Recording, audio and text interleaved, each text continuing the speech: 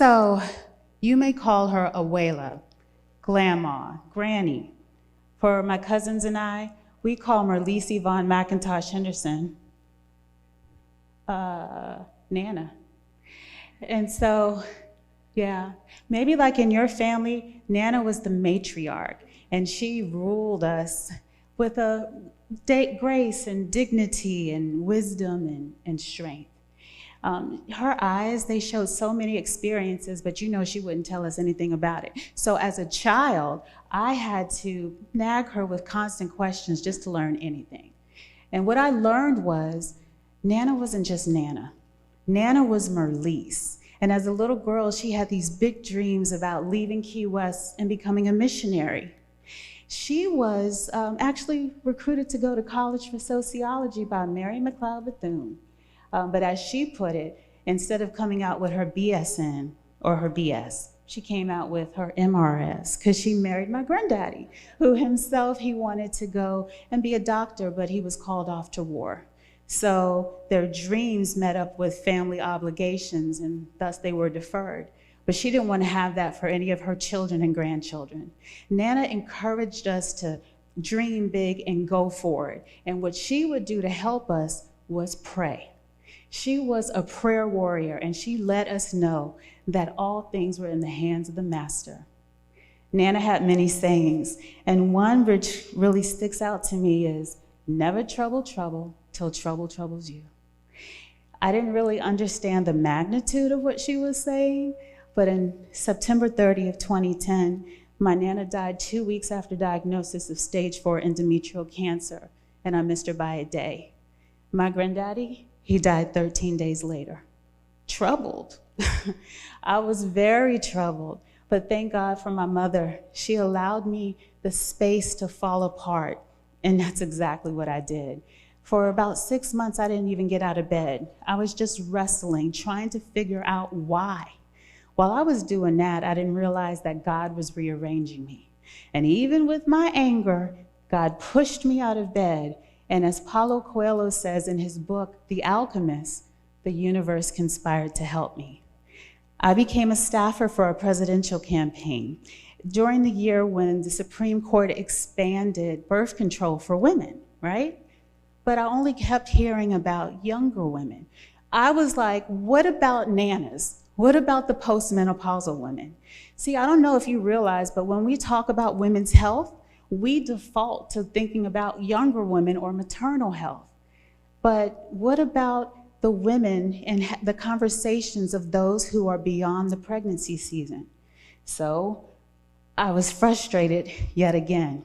And that's when another of my Nana's sayings came to me. Love is an action word.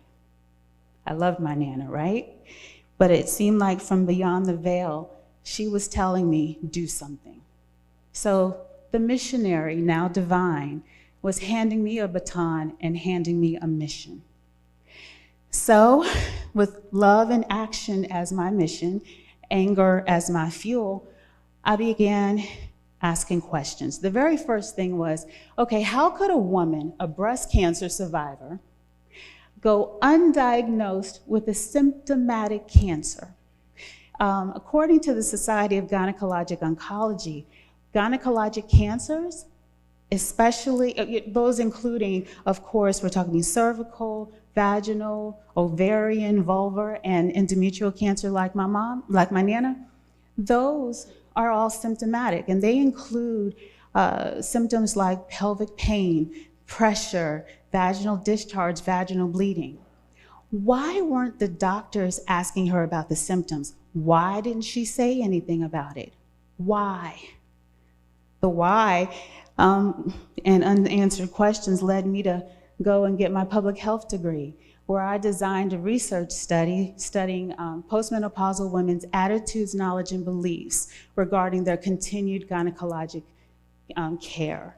And then also wanting to just really engage with them, educate, empower, and transform the lives of women like Nana. So what I started to do was talk to women 55 years and over. You know, I wanted to ask them about their gynecologic practices and if they still had care. Many of them just laughed me right in my face, saying, "Girl, please, I am so happy that that season is over. I don't have to be in the stirrups anymore." Then I told them about Nana's story, and then they changed and they said, "Wait a minute, how come my doctor didn't tell me that?" I not only talked to them about gynecologic cancer, I also talked to them about their sexual health. I'm not trying to get them back in the game, but what I was trying to do was help them to protect themselves against sexually transmitted infections like syphilis and HIV. Most of them didn't know that, according to the CDC, 1 in 6 new cases of HIV is for people over 50. So we educated women, empowering them in order to be able to have them take care of themselves and take care of others. So after I gave them all that information, most of them said, "Okay, I want to go ahead and get my schedule my exam." And then we hit the next barrier, access. See, some of the gynecologists wouldn't accept new patients with Medicare because of the reimbursement rate. And then it was the misinformation. Some of the women came back to me and said, "Wait a minute, my doctor told me I was too old for a pap smear." Now, I don't know if you know this, but a pap smear is a screening tool that happens within a pelvic exam. And so according to the Society of Gynecologic Oncology, women need pelvic exams annually.